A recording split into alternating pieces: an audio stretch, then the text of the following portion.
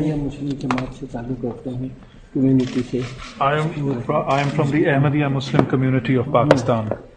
پر ہم 74 میں ہم کو غیر مسلم اقلیت قرار دیا In گیا. 1974, we were declared non-Muslims. ہمارے گھر بھی لوٹ لیے, ہماری دکانیں بھی لوٹ لیں, Our houses and shops were looted. کئی گھروں کو آگ لگا دی. Set on میں آ گیا, fire. ربا آ گیا, پھر بچوں کو لے کر سرگودا میں دکان تھی. I relocated. پھر یہاں پر بھی ابھی مجھے کتابیں کام کرتا تھا تو کتابوں پر انہوں نے سزا دی. I was a salesman, and then I was in prison for 5 years for selling books. 5 سال قید و مشقت اور 6 لاکھ روپے جرمانہ. And fine. 3 سال 3.25 سال کے بعد اب میں رہائی ہو کر آیا ہوں. I've been released after 3 years. ہم کسی بڑے پرامن طریقے سے رہتے ہیں. We are peaceful. میں آپ کو یہاں مسلمان کہہ سکتا ہوں, لیکن پاکستان میں اپنے آپ کو I مسلمان can نہیں call کہہ سکتا, myself a Muslim in the United States of America, but not in Pakistan.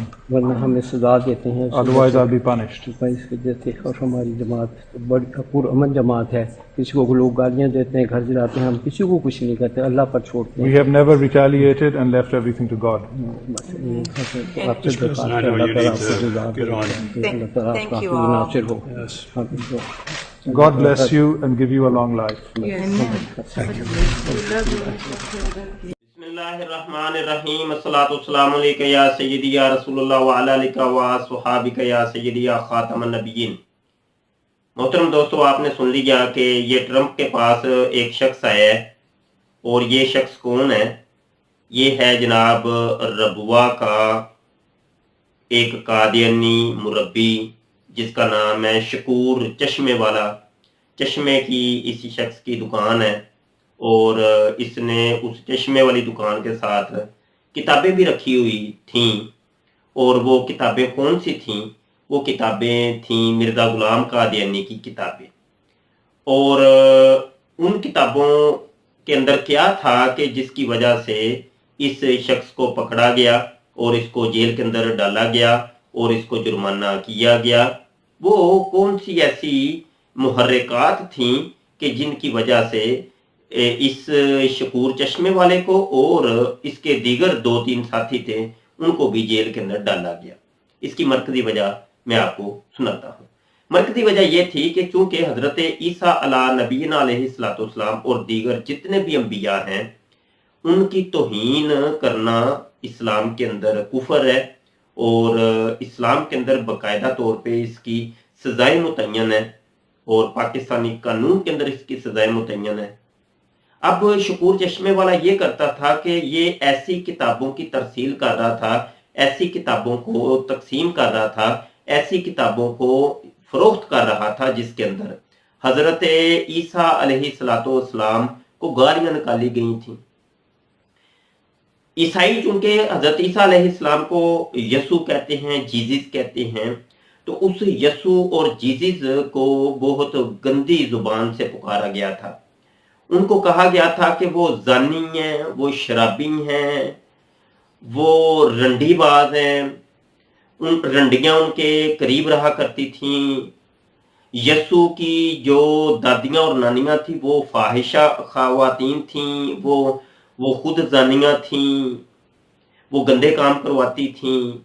حتیٰ کہ جو یسوع کی ماں تھی جس کو مریم کہتے ہیں, مریم بھی زناکار ایک خاتون تھی, وہ زنا کرواتی رہی. اور اس طریقے سے یہ جو یسوع ہے یہ دنیا کا ہر گندا کام کیا کرتا تھا. یہ جو یسوع ہے اس نے یہ جو بائبل ہے, یہ جو انجیل ہے, اس کو تالمود سے چرا کے لکھا ہے.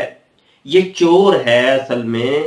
تو یہ ساری باتیں ان کتابوں کے اندر لکھی ہوئی تھی. اس وجہ سے چونکہ اسلام کے اندر اور پاکستانی قانون کے اندر کسی بھی نبی کی توہین جو ہے نا وہ ممنوع ہے, اور اس کے اوپر باقاعدہ سزائیں ہیں. اور اس کے علاوہ ان کتابوں کے اندر انتہائی ننگی باتیں لکھی ہوئی تھیں.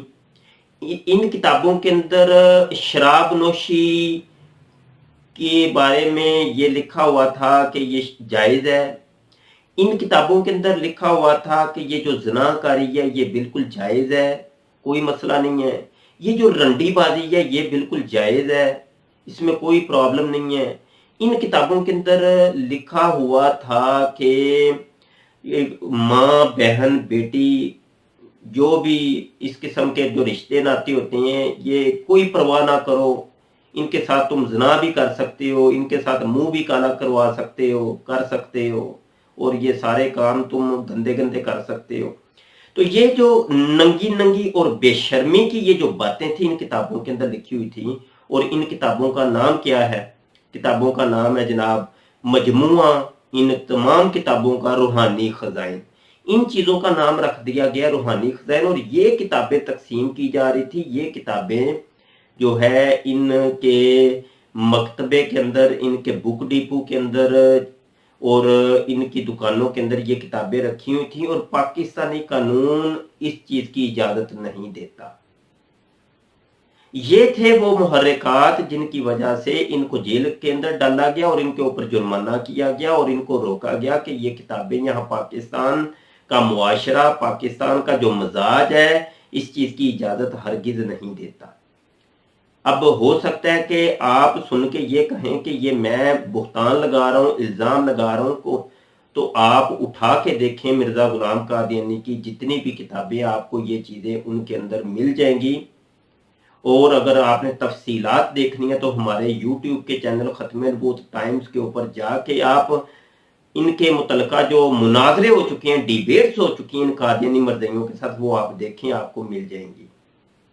اور ہمارے کئی لیکچر جو ہے نا آپ کو مل جائیں گے اس موضوع کے اوپر کہ کتنی گندی باتیں ان کتابوں کے اندر لکھی ہوئی ہیں اور حضرت عیسیٰ علیہ السلام اور حضرت مریم کو کتنی گالیاں، گندی گندی گالیاں دی گئی ہیں. ٹرمپ کو یہ شکور یہ تو بتا رہا ہے کہ ہمارے اوپر قتل و غارت گری ہوتی ہے، ہمیں قتل کر دیا جاتا ہے، ہمارے اوپر جناب ہمارے گھروں کے اوپر آگ پھینکی جاتی ہے، ان جلاؤ گراؤ ہوتا ہے. یہ کتنا بڑا جھوٹ ہے. محترم دوستو، آج تک آپ نے سنا ایک آدھ واقعہ جو کبھی یہ پاکستان کی تاریخ کے اندر کبھی ہوا کہ کسی قادیانی مرزائی کے گھر کے اوپر اس قسم کا حملہ ہوا؟ وہ بھی ایک آدھ 2 3 4 سے زیادہ نہیں ہے یہ واقعات. اور وہ 2 3 4 واقعات وہ کس وجہ سے؟ وہ اس وجہ سے کہ یہ اسائلم لینے کے لیے ان لوگوں نے پناہ لینے کے لیے، سیاسی پناہ لینے کے لیے ان لوگوں نے کہ اپنے گھروں کے اوپر خود حملے کروائے. اور اگر خود حملہ نہیں بھی کروایا تو انہوں نے سازش کروائی اور لوگوں کو بھڑکایا کہ یہ لوگ ہمارے گھروں کے اوپر حملہ کریں تاکہ ہم اسائلم پاس کروا سکیں، ہم سیاسی پناہ یو کے کے اندر، یو ایس اے کے اندر، جرمنی کے اندر، کینیڈا کے اندر سیاسی پناہ لے سکیں، تاکہ ان کو دکھا سکیں کہ یہ دیکھو جی پاکستان جو ہے نا بڑا ظالم ملک ہے، پاکستان بڑا گندا ملک ہے، پاکستان جو ہے نا یہ پاکستان کو گالیاں نکال کے وہاں پہ. اور ان لوگوں نے یہ پھر اسائلم کے کیس پاس کروانے کے لیے سارے یہ کام کیے. ان کو کوئی قتل نہیں کرتا، ان کو آزادی ہے، اتنی آزادی ہے کہ یقین ماننے کہ مسلمانوں کو وہ آزادی نہیں ہے جو کہ قادیانی مرزائیوں کو پاکستان کے اندر آزادی ہے. آپ موجودہ دور کو دیکھ لیں، اتنی آزادی ایک مسلمان کو نہیں.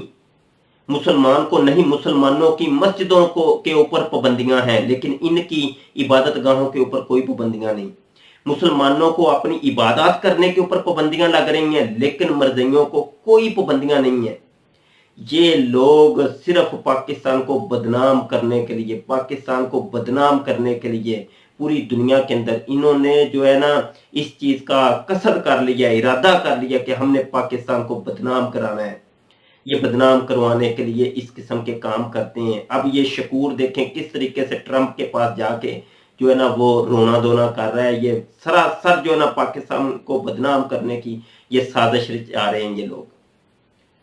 اور ان لوگوں نے حقیقت تو بتائی نہیں ہے ٹرمپ کو کہ کس وجہ سے ہماری کتابوں کے اوپر پابندی لگی. اگر ٹرمپ کو یہ چیز پتا چلتی تو وہ اسی ٹائم جو ہے نا وہ سزا کا حکم سناتا اور ہو سکتا ہے کہ یہ قادیانی مرزائیوں کو اپنے یو ایس اے سے نکال دیتا.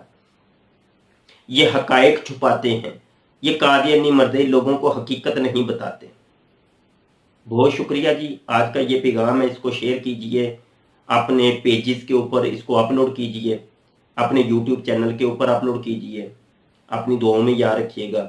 اللہ شریروں کے شر سے، حاسدوں کے حسد سے بچائے، اور اس قادیانی فتنے سے اللہ پاک ہمیں محفوظ رکھے۔ وما علینا الا البلاغ۔